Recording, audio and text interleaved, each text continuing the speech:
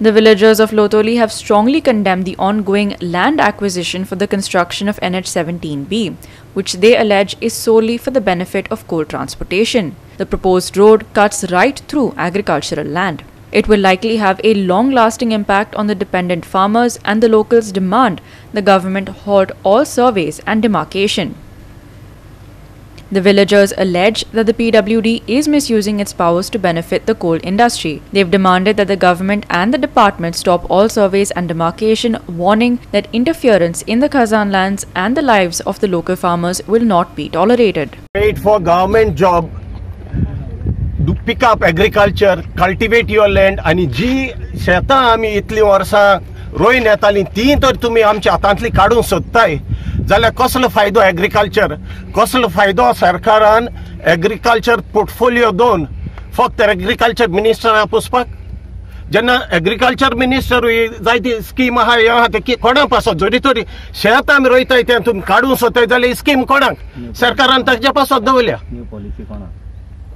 सो मुगे एकूच सरकारान हाजेर चिंतचें, स्पेशली एग्रीकल्चर मिनिस्टर रवी नायकान हाजेर चिंतचें. जेन्ना तो एग्रीकल्चर मिनिस्टर आनी शेतकारां हातांतले एग्रीकल्चर काडून वता जाल्यार ताणें रिजायन जावचें आनी हे सरकाराक सपोर्ट करचो न्ही.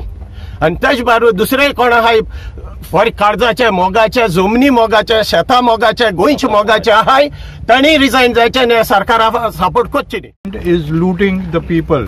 This bridge which is built here, straight road is the shortest distance, as you all know. Why they took a curve like that? They have destroyed everything. It's there is flooding going on there in everybody's land. What are they doing? They are bullshitting. They are just trying to wash, give an eyewash. Now that bridge, if you see, the array walls have all collapsed. Okay. Now what they have done, they have taken all stones and covered it up so that no one can see what is happening. I guarantee you that in about 8 years this bridge will collapse. And if you want to see, come behind on the left hand side and see the condition of this bridge. Okay, that's all I want to say. And some of these farmers have been cultivating the fields for over 40 years, and with the proposed construction of NH17B, they are now afraid of what the future holds for their livelihood and families.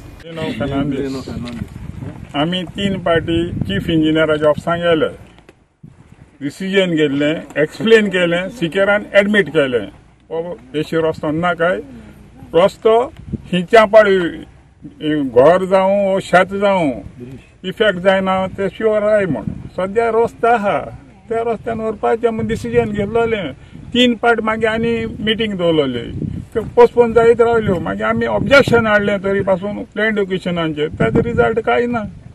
आतां unnecessary ते येयल्याय हातार घालपाक कितें घालपाक म्हूण आमकां त्रास करता. आतां आमी इतू वर्सां हांव 47 इयर्स जालीं शेत रोयता. भुरगपण येतो आसता हांव शेतां येतालो, आजून केन्नाय शेत मुड्डे पाड दवरूं ना.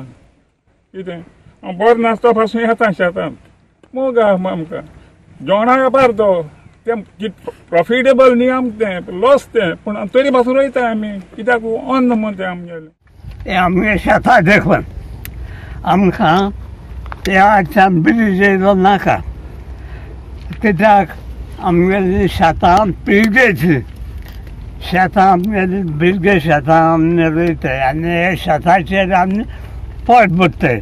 आमकां ह्या ब्रिज येयलो नाका. हांव आतां जाणटो जाला, म्हाका चड उलयच्या जायना आनी भोंवंक जायना, पूण हांव हिंग येयलो आतां म्हगे शेतां मोगान हांव हिंग येयला. म्हणजे शेतांतले आमी रस्तो करताय आनी कितें घात करताय त्या पासून आमकां हो रस्तो ह्या येयलो नाका. रस्त्याचे पूल आहा ते सोरायच्या आनी खंयच्या नोराय, ते बरे पूल आहा ना त्या खंयच्या नोराय, पूण आमगे शेतांतल्यान रस्तो हाडनाकाय. म्हणटच सरकारान मुगे एकूच मागणी, हें बरें शेत जे लोक गांवचो लोक शेत रोयता, शेताचेर पोट भरता, तेजेर सरकारान ह्या लोकांक पोटाचे पांय दवरचो न्ही, लोकांक पोटाचे पांय दिवचो न्ही. सगळे आमगे स्पिकर आलो तेणी सांगले असली शेतां दुसरी कडेन आनी करूं जावपा नाय. एक पावट हें शेत तरी पिडार जालें, असले शेतांनी आनी 1000 वर्स देखून जालें जाल्यार ही शेत हे भशेन आनी परतून क्रिएट करून जावपा मागणी.